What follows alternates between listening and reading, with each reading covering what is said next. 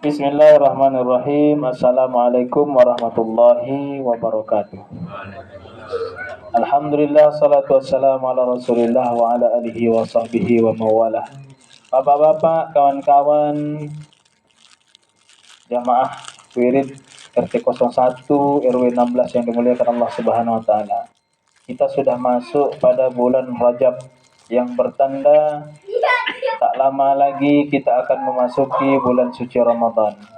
Dalam bulan Rajab ini ada satu doa yang diajarkan oleh Rasulullah sallallahu alaihi wasallam, Allahumma barik lana fi Rajab wa Sya'ban wa ballighna Ramadan. Allahumma barik lana fi Rajab wa Sya'ban wa ballighna Ramadan. Ya Allah, berikanlah keberkahan kepada kami di bulan Rajab, berikanlah kami keberkahan di bulan Sya'ban, dan sampaikanlah umur kami, rezeki kami di bulan suci Ramadan. Nah, tak berapa lama lagi kita akan masuk bulan suci Ramadan. Di bulan Rajab ini ada satu peristiwa besar yang terjadi, yang dimana disepakati oleh jumhur ulama. Peristiwa itu terjadi pada tanggal 27 Rajab 11 kenabian. Peristiwa itu adalah Sunamo tak ada akal. Boleh tak ada akal.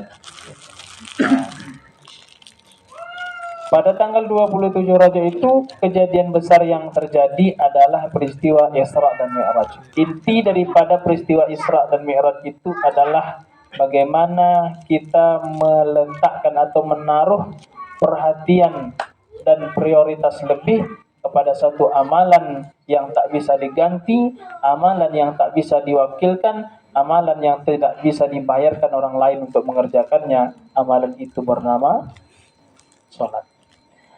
Amal ibadah yang spesial itulah bernama salat. Ketika Allah perintahkan kepada kita untuk berpuasa, maka Allah cukup menurunkan Al-Quran Al-Baqarah ayat 183. Kutiba alaikumusiyam kama kutiba alal ladzina min qablikum la'allakum tattaqun.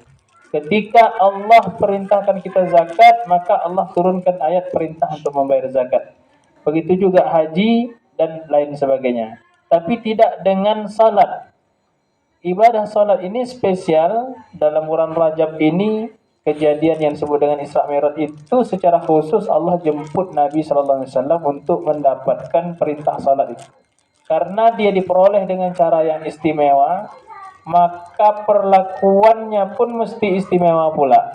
Artinya satu-satunya ibadah yang tidak bisa diganti, tidak bisa pula dibadalkan, tidak pula bisa dibayar, itulah salat. Artinya hanya ada keringanan untuk melaksanakan salat, tapi tidak ada keringanan untuk tidak salat.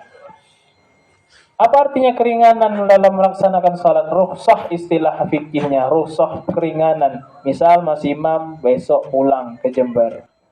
Ketika dia pulang, dia harus melewati dua waktu salat, katakanlah zuhur dan asar, maka ada keringanan dalam hal ini. Keringanan apa? Mengumpulkan dua salat. Apakah dia kumpulkan salat asar di waktu zuhur, atau dia mengumpulkan waktu zuhur di waktu asar?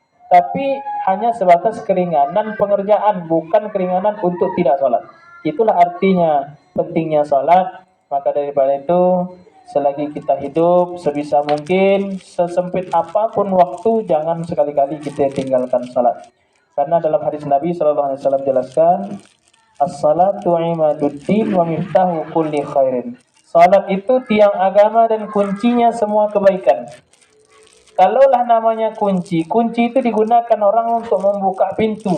Kalaulah kunci itu tidak ada, maka pintu tak akan terbuka. Begitulah filosofi daripada sholat itu, kunci segala kebaikan. Kita rajin sedekah, kita banyak duit, kita bisa sedekah. Kita rajin puasa, kuat puasa.